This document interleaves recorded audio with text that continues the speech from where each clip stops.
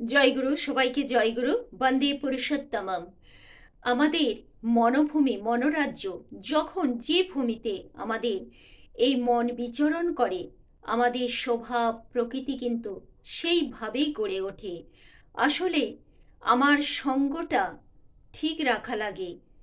সঙ্গ যদি ঠিক না হয়, আমার চিন্তা ভাবনা সব কিছুই কিন্তু ওলট পালট হয়ে যাবে।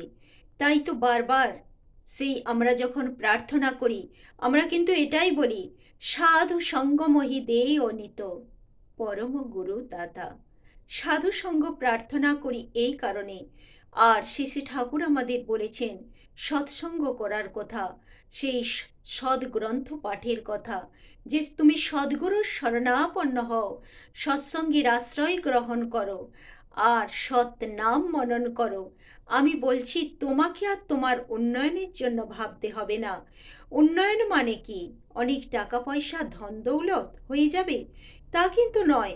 উন্নয়ন মানে এখানে কিন্তু এটাই যে আমার শরীর মনের বিকাশ ঘটবে সুন্দরভাবে। আর সেই বিকাশটা কিন্তু সেই সুবিকাশ হবে। আমার চিন্তন ভালো হবে, মনন ভালো হবে। আমি যদি সেই যদি দেখা যায় এরকম, কেউ যদি হয়তো কোনো বাজে সিনেমা দেখে এসেছে, বাজে যাত্রা দেখে এসেছে, বা কারোর সাথে কারো কোনো বিবাদ হয়েছে, ঝগড়া হয়েছে, তার মনের ওপর এর প্রভাব পড়বেই পড়বে। সে কিন্তু সারা দিন ওইটা নিয়ে ভাববে। তার সেই দিন তার খাওয়াটাও ভালোভাবে খেতে ইচ্ছা করবে না, ভালো ঘুমোতে পারবে না, হজম হবে না, খিদে হবে না। তাই যদি আমাদের পরিবেশটা সুন্দর না হয়, আমার সঙ্গটা সুন্দর না হয়, তাহলে কিন্তু আমি ভালো থাকতে পারি না। তাই তো বারবার সাধু সঙ্গের কথা বলা হয়েছে। মনের ওপর এর প্রভাব কিন্তু বিশাল ধরনের। মনকে সুস্থ, স্বস্থ, আনন্দে রাখতে হলে সাধু সঙ্গের প্রয়োজন, সৎ সঙ্গের প্রয়োজন, আর ভালো ভালো সঙ্গের প্রয়োজন।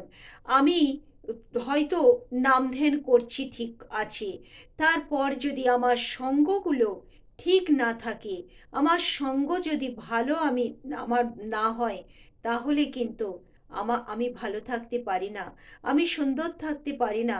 তাই সঙ্গটা সুন্দর রাখতে হবেই হবে, করতেই হবে।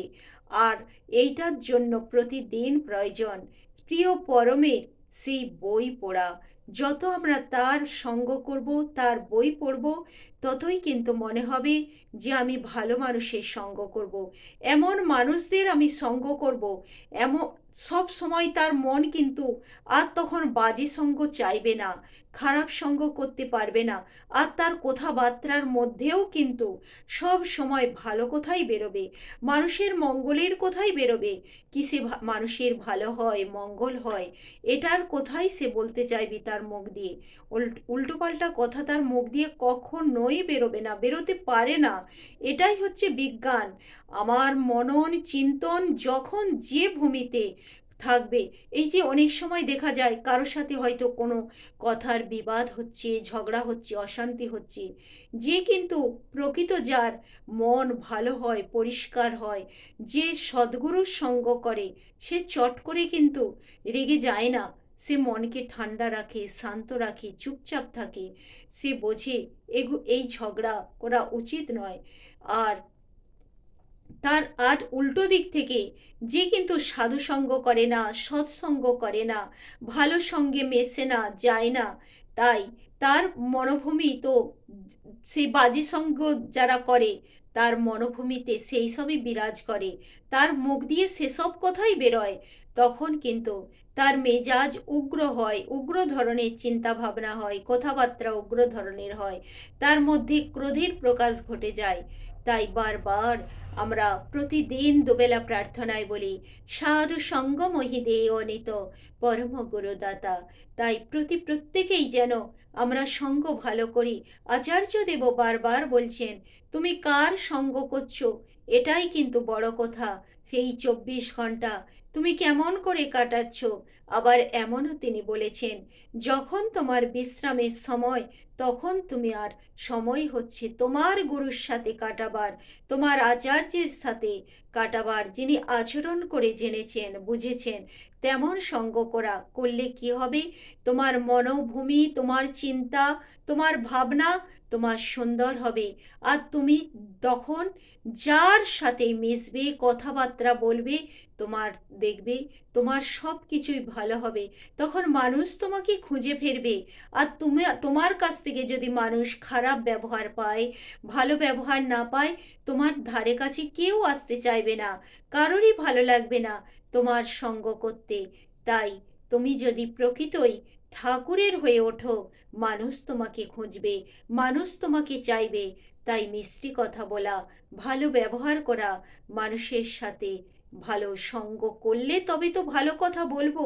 ভালো সঙ্গ যদি না হয়, তাহলে আমি ভালো কি করে ভালো কথা বলবো। তাই মনটাকে পরিষ্কার রাখতে হয়। শেষে ঠাকুর বললেন না যে তোরা যখন আমার কাছে আসিস, আগে থেকেই যদি মনের মধ্যে জঞ্জাল পুড়ে নিয়ে তবে আসিস আমার কাছে, তাহলে আমি তোদেরকে ভালো দিয়ে পূরণ করব কি করে। ওই মনের জঞ্জাল পরিষ্কার করে তবে না আমার কাছে আয়, তবে তো আমি তোদের ভালো দিয়ে ভরে দেব। তাই আমরা যেন প্রতিদিন যেটা প্রার্থনায় বলি, সেটা যেন হৃদয়ঙ্গম করে তবে তার কাছে যাই, যে দয়াল, আমি যে তোমার কাছে এসেছি তোমার ভালো দিয়ে আমার সেই শূন্য হৃদয় পূর্ণ করব বলে, তুমি আমাকে তোমার ভালো দিয়ে পূর্ণ করে দাও। আমি যেন মানুষকে ভালো দিতে পারি, আর মানুষের মধ্যে তোমার সৌরভ ছড়িয়ে দিতে পারি। আর তবেই না আমার জীবনে গুরু ধরা সার্থক। জয় গুরু, সবাইকে জয় গুরু, বন্দে পুরুষোত্তম।